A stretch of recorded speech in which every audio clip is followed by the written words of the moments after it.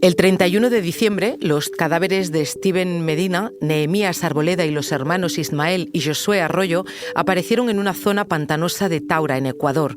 Los 4 tenían entre 11 y 15 años, eran afroecuatorianos y de una de las zonas más pobres de Guayaquil. En el crimen están implicados varios soldados, aunque el ejército no ha reconocido nada, del mismo modo que el presidente del gobierno, Daniel Noboa, no ha dado todavía el pésame a las familias. Soy Silvia Cruz La Peña. Hoy en El País, ¿qué explica de Ecuador el crimen de 4 niños a manos de militares?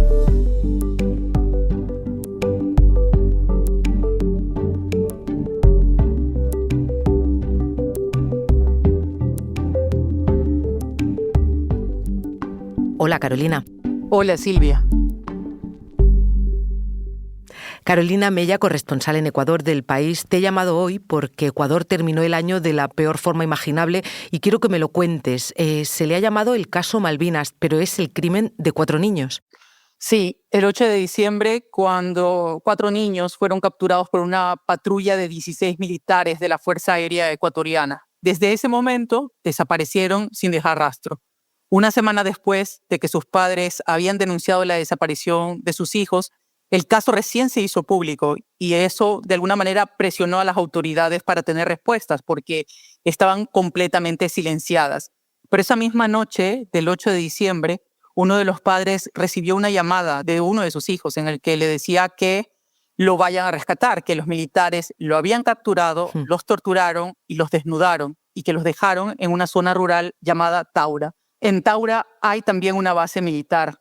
Desde esa llamada nunca más supieron de ellos hasta el 31 de diciembre que la Fiscalía les confirmó que unos cuerpos calcinados que fueron hallados en Taura eran los de sus hijos.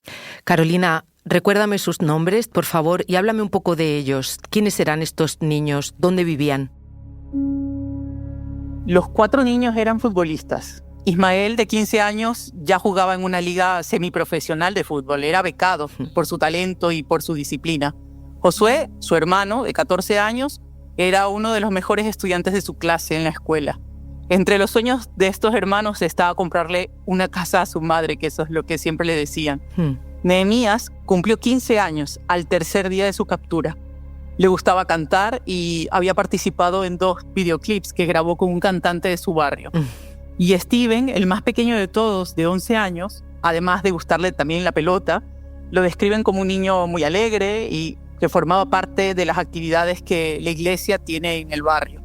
Hay otro detalle, Silvia, que para sus familias y vecinos creen que ha tenido mucho que ver con su captura violenta.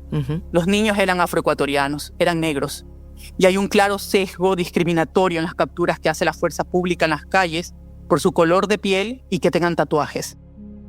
¿Y de dónde eran, Carolina? ¿Eran de Guayaquil, pero vivían o estaban en alguna zona especialmente deprimida? Sí, es una zona muy pobre, de mayoría afroecuatoriana. El barrio se llama Las Malvinas. Tiene muchas necesidades, levantada con cemento, casas pequeñas, techo de láminas de zinc, una pegada al lado de la otra, sin árboles ni parques cerca. Es el modelo de la mayoría de los barrios en Guayaquil que evidencian ese crecimiento desordenado por décadas y la exclusión del desarrollo, y que además son el caldo de cultivo para que las bandas criminales se adueñen de esos territorios. Carolina, ¿podrías hacerme una pequeña reconstrucción de qué es lo que pasó? Lo que te voy a contar quedó grabado en cámaras de videovigilancia. Hay un fragmento que dura unos segundos que lo hizo público una congresista, pero nosotros en El País pudimos ver los 5 minutos completos que le tomó a la patrulla de 16 militares capturar a los niños. Primero, no eran solo 4 niños, estaban por lo menos 10 chicos en una avenida que se llama Avenida 25 de Julio. Esto está al sur de Guayaquil, es una calle amplia de 8 carriles. Eran las 8:39 de la noche del 8 de diciembre y todo ocurre debajo de un paso de desnivel. Los chicos habían salido de un partido de fútbol y estaban como a unos 20 minutos de su casa andando. Cuando la patrulla pasa por la avenida, se detiene y se ve a un grupo de militares que corre tras alguno de los chicos. La mayoría se dispersa y logra correr. En el video se ve cuando detienen a 2 de los 4. A uno ya lo tenían sometido boca abajo en el balde de una camioneta. Cuando van tras el segundo chico, uno de los militares le apunta con el arma. Lo toman del cuello de la camiseta al chico por la parte de atrás y lo lanzan también encima del otro que ya estaba en la camioneta. Los dos están sometidos, boca abajo, mirando el piso. Después, 3 militares se sientan en unas banquetas, unas sillas que tiene esta patrulla, van como custodios de los chicos. Y se ve claramente cuando 2 de esos soldados les pegan a los niños. A uno de ellos incluso le propinaron un puñete directo en la cara, que se ve al chico como lamentarse y se lleva la mano a la nariz. Las cámaras logran seguir la ruta de los militares hasta que salen de Guayaquil con dirección a Taura, que es un barrio que está a unos 50 minutos de la ciudad. Ya es una zona rural, donde hay una base militar de la Fuerza Aérea Ecuatoriana.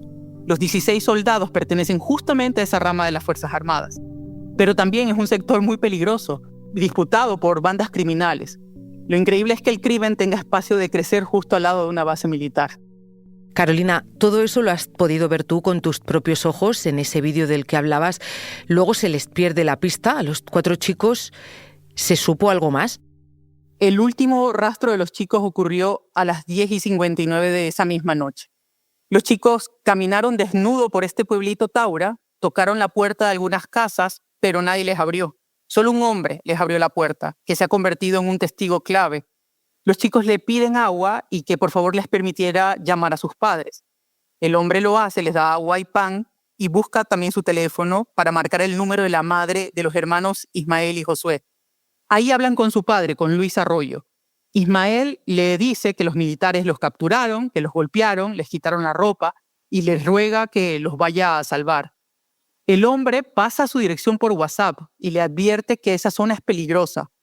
El padre hace lo que probablemente todos haríamos. Llama a la policía para que vaya a rescatarlos.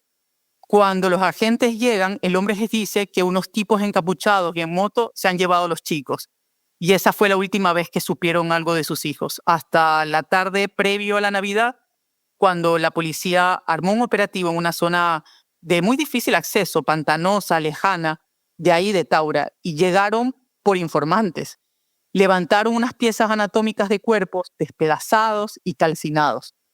Pero los padres aún hasta ese momento guardaban la esperanza de que no fueran los chicos, que sus hijos estuvieran vivos. Pero el 31 de diciembre, como informaste tú, Carolina, se confirmó su muerte.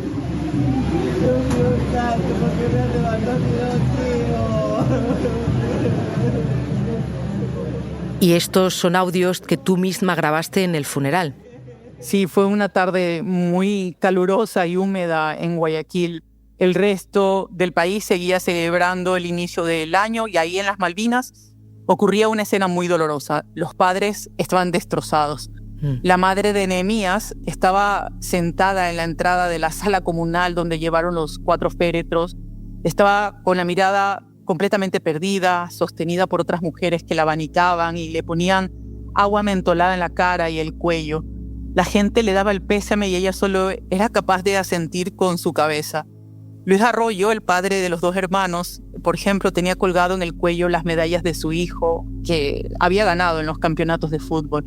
Había música afro que cantaban sobre la pérdida de sus niños, pero si ese momento ya era doloroso, había algo que ponía aún más tenso el ambiente, y es la crueldad con la que mataron a los chicos, los calcinaron, y los padres tuvieron que ver pedazos de los cuerpos de los niños para intentar identificarlos. Por ejemplo, Luis Arroyo reclama que no estaba la cabeza de su hijo. Wow. A los otros los reconocieron por las plantas de los pies, pedazos de dientes. Cuando fueron a recoger los cuerpos el día del Año Nuevo, se los entregaron en los ataúdes sellados con plástico. Y ellos tenían la duda de si realmente sus hijos estaban ahí. Me has dicho antes, Carolina, que se trataba de chicos negros de una zona además muy pobre. ¿Qué nos dicen esos 2 datos de la sociedad ecuatoriana? En el mapa del país, las estadísticas sitúan los lugares de mayor pobreza, exclusión, abandono del Estado, en temas de desnutrición también, educación, salud, derechos, a zonas justamente de poblaciones negras e indígenas. Así que ya puedes hacerte una idea de lo que puede hablar mucho también este caso sí. de la sociedad ecuatoriana. Y además de esto, Silvia, existen 145 denuncias por extralimitación de la fuerza en un acto de servicio que están reposando en la Fiscalía entre enero y julio de 2024, solamente del año 2024. Pero casi el 40% de esas denuncias se han producido en Esmeraldas, que es una provincia donde la mayoría de su población es negra. ¿Y cómo está la situación de la infancia en Ecuador? La niñez en Ecuador está creciendo en medio de las balas. Y con este caso vemos que no es solo criminal, sino también estatal. Mira, por ejemplo, más de 60.000 estudiantes desertaron del sistema educativo el año pasado. ¿Dónde están esos chicos? Nadie se preocupa por ellos.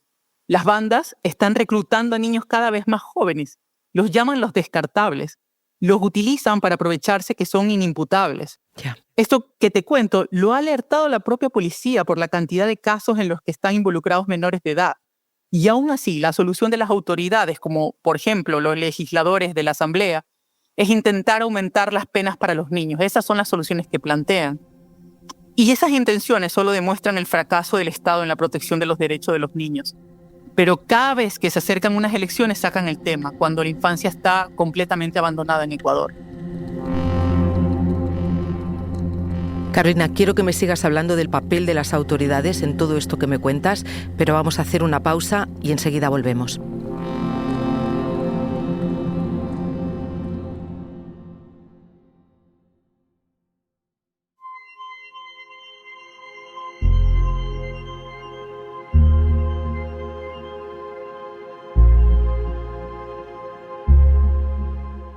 Estoy hoy con Carolina Mella, compañera de Ecuador. Estábamos hablando, Carolina, para intentar entender cómo y en qué contexto se ha podido producir un crimen de 4 menores en tu país, donde está implicado además el ejército. Dime, ¿cuál es el papel de las Fuerzas Armadas en Ecuador? A las Fuerzas Armadas erróneamente se les ha considerado como guardianes de la democracia. En la década en la que Ecuador vivió 4 golpes de Estado, te estoy hablando más o menos a finales de los 90, prácticamente estos golpes de Estado fueron consecutivos. Todo dependía de si las Fuerzas Armadas daban su respaldo o no al gobierno de turno. Increíblemente, tenemos que estar hablando en el año 2025 de esto porque todavía no ha cambiado. Es un país institucionalmente frágil y permeable al poder de turno, que a su vez se protege de la relación que tenga con los militares. Pero en este gobierno, el rol de las Fuerzas Armadas tomó un papel protagónico cuando Noboa declaró el conflicto armado interno por una ola de violencia justo hace un año. Sí. Seguro, Silvia, recuerdas ese momento cuando un grupo de criminales se tomó un canal de televisión mientras transmitían un noticiero en vivo.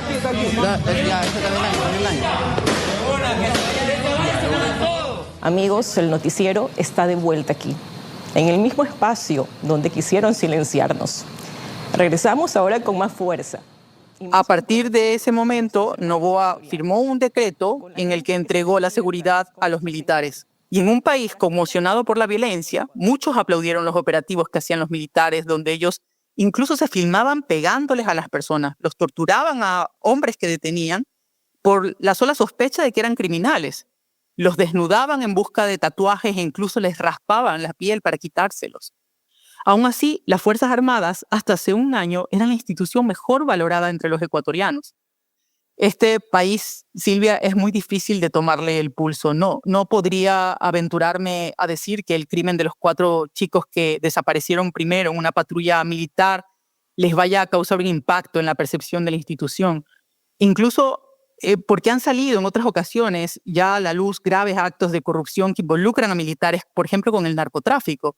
Pero a la gente a veces parece no importarle y las investigaciones que los involucran, además, ni siquiera caminan con la misma agilidad y transparencia que otros casos. Carolina, me hablas de 2 investigaciones, pero ¿las Fuerzas Armadas han reconocido su implicación en este caso? Increíblemente, Silvia, no lo han hecho. Yeah. Es más, el caso se conoció, yo te decía, 8 días después de la captura y causó tanta indignación en las redes sociales que eso fue lo que presionó a las autoridades a pronunciarse.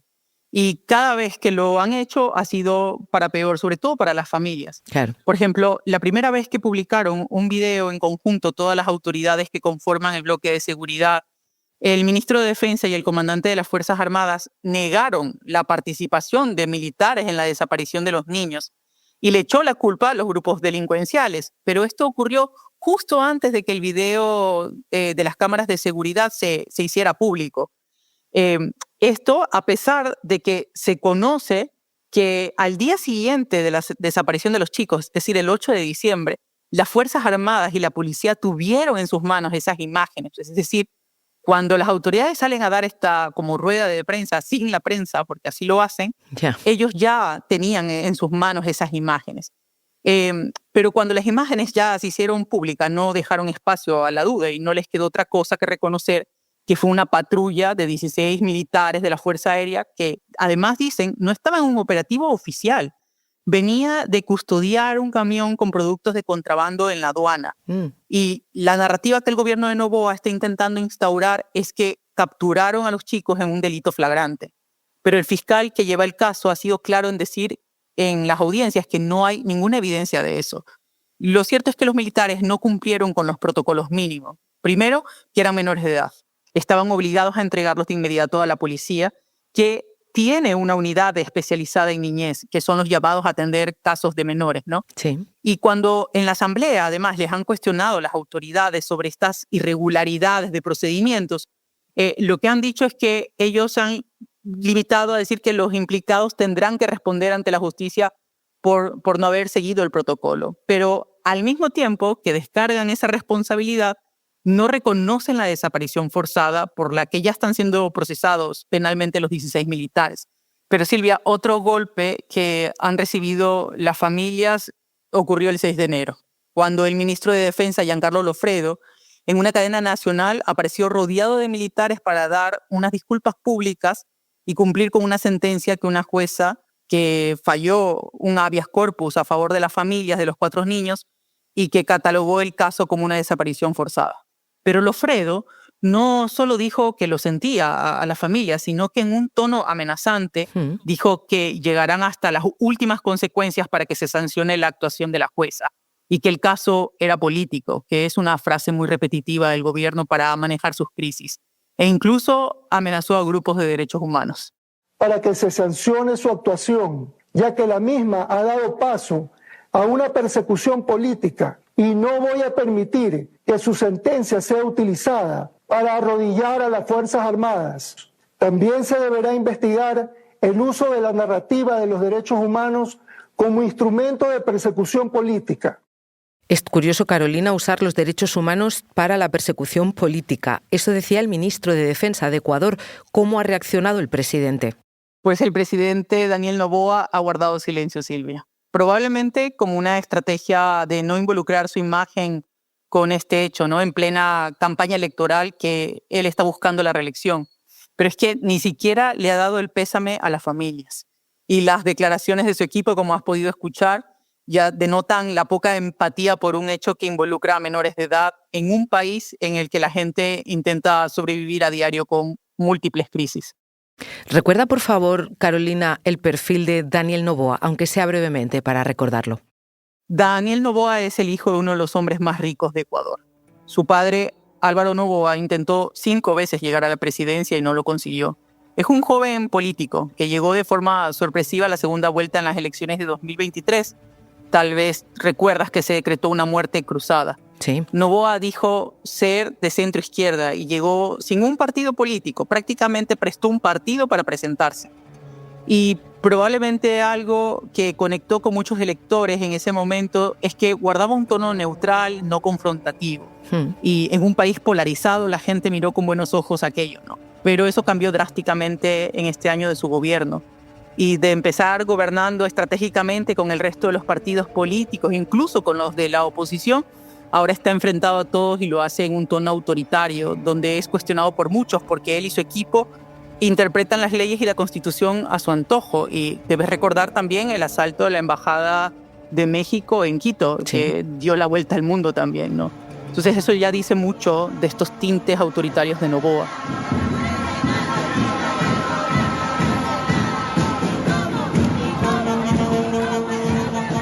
Estamos acabando, Carolina. Estábamos escuchando también los audios que grabaste en una de las manifestaciones en Guayaquil donde se pedía justicia para esos niños, para esos 4 menores. Dime, ¿Crees que puede tener alguna consecuencia este crimen y la manera en la que se está investigando en este periodo electoral que tenéis en Ecuador para celebrar elecciones el 9 de febrero?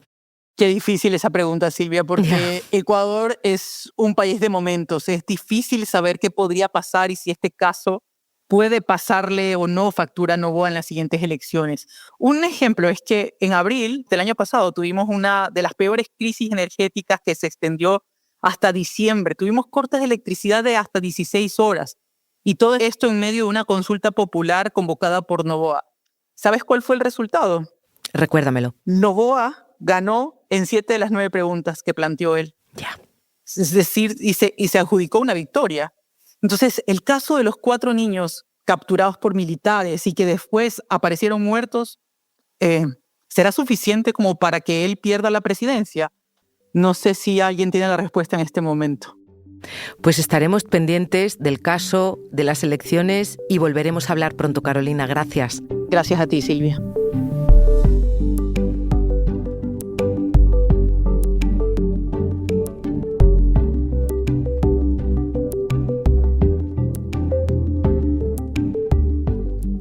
Este episodio lo han realizado Belén Remacha y Carolina Mella. El diseño de sonido es de Nicolás Chavertidis. La edición de Ana Rivera. Yo soy Silvia Cruz La Peña y he dirigido este episodio de Hoy en el País. Gracias por escuchar.